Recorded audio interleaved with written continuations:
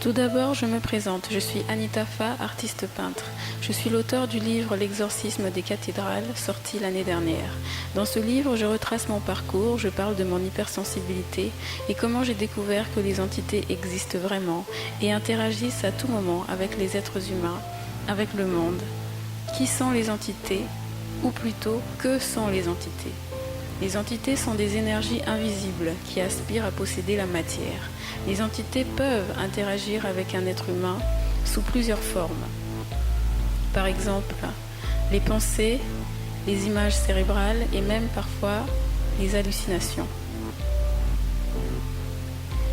Les entités ne manquent pas d'atouts pour arriver à leur fin, posséder l'humain et vivre à travers lui.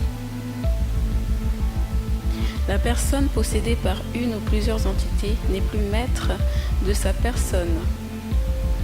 Tout le monde est susceptible d'être sous l'emprise d'une entité, même si c'est à très courte durée. Une personne possédée par une ou plusieurs entités est une personne qui souffre en permanence. Elle a des réactions disproportionnées quand c'est l'entité qui est là. Elle peut être agressive, dépressive, jalouse, égoïste, manipulatrice ou même meurtrière, etc. Cette personne peut bien souvent regretter ses propos, ses agissements, voire ne pas les comprendre.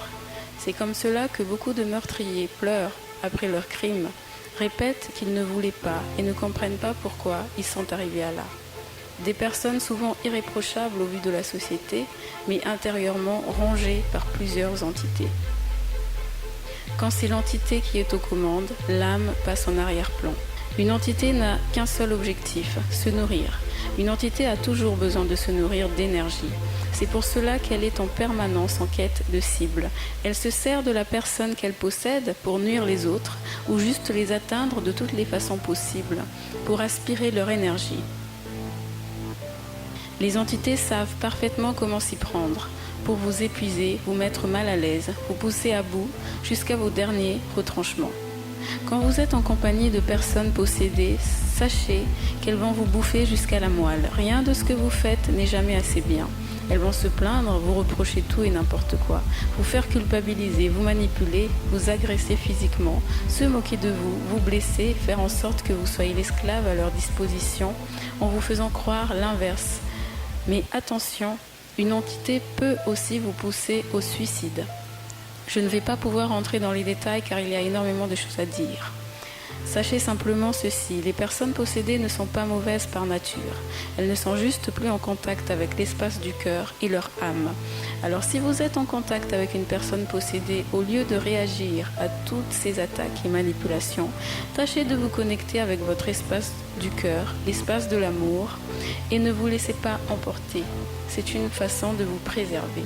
Car dès lors où vous êtes engagé dans le but de lui prendre de l'énergie, vous êtes alors vous aussi possédé. Exemple, une personne vous attaque, vous l'attaquez en retour. Et cela peut aller très loin, car tous deux, vous serez possédés. Ce sera alors la loi du plus fort, ou qui écrasera mieux l'autre. Laissez votre ego de côté et ayez de la compassion. Faites preuve d'amour et d'empathie. Grâce à vous, la personne possédée reviendra peut-être à elle. La source de l'humain est l'amour. Si vous faites preuve d'amour face à une personne possédée, vous verrez que soudainement, elle devient bienveillante, elle redevient elle-même. Pour vaincre une entité, il faut accepter pleinement l'amour à l'intérieur. Une entité cherche aussi à détruire à petit feu la personne qu'elle possède en la rendant dépendante de beaucoup de choses qui peuvent paraître anodines. Cette dépendance, le stress, le mal-être, la souffrance perpétuelle intérieure qu'engendre une entité déclenche les maladies au sein du corps. Une entité possède la matière mais aussi cherche à la détruire. La souffrance et la domination est son terrain de jeu. Pour vous protéger, soyez vigilants et restez dans l'espace du cœur.